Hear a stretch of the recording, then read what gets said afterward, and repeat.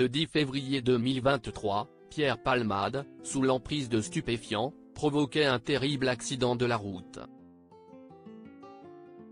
Aujourd'hui encore, et pour longtemps semble-t-il, les 3 victimes sont confrontées à des séquelles physiques et psychologiques dévastatrices. Des ravages physiques et psychologiques. En septembre 2023, Pierre Palmade avouait le fardeau de sa culpabilité: « Je suis horrifié de savoir que je suis la cause de tout ça. Quand j'ai su petit à petit les gravités, j'ai su d'abord pour le conducteur, j'ai vu toute l'ampleur des dégâts, notamment sa peur de ne plus pouvoir avoir d'enfant, ça m'a laminé. C'est monstrueux. J'ai bousillé la vie d'une famille. Je m'endors et je me lève avec ça, sincèrement. » Pour rappel, le 10 février dernier, Pierre Palmade était sorti pour faire des courses.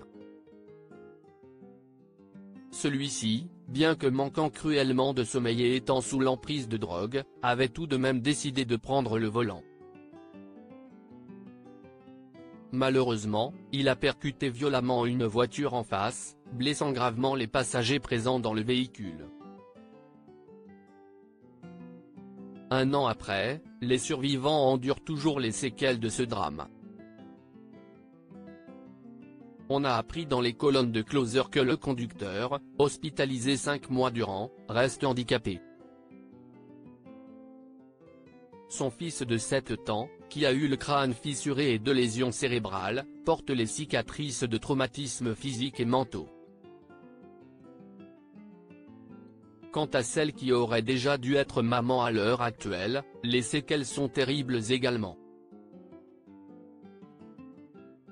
Le cauchemar continue. Mila, la belle-sœur du conducteur, vivait une vie radieuse jusqu'à ce jour fatidique. Enceinte depuis plusieurs mois avant l'accident, elle rêvait des moments qu'elle aurait vécus avec son bébé. Cependant, l'accident a transformé ce bonheur en un cauchemar inimaginable.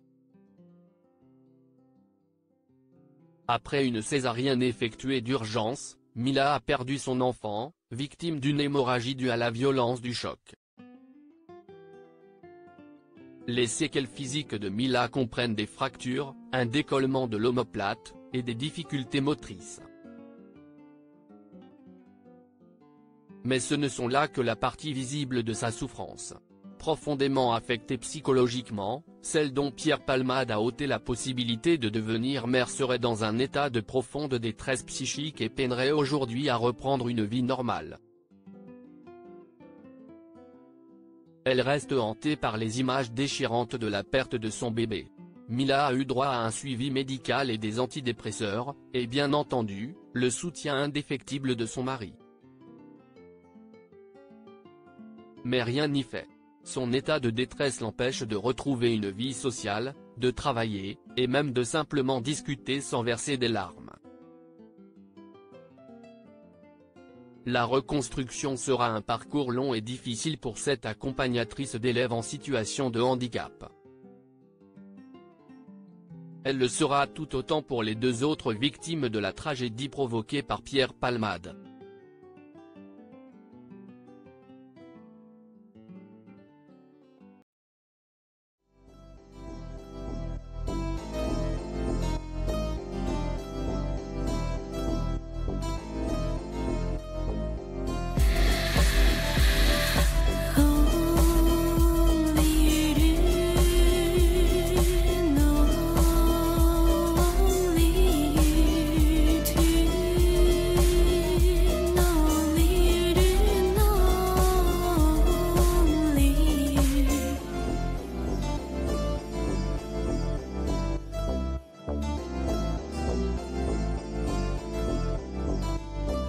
To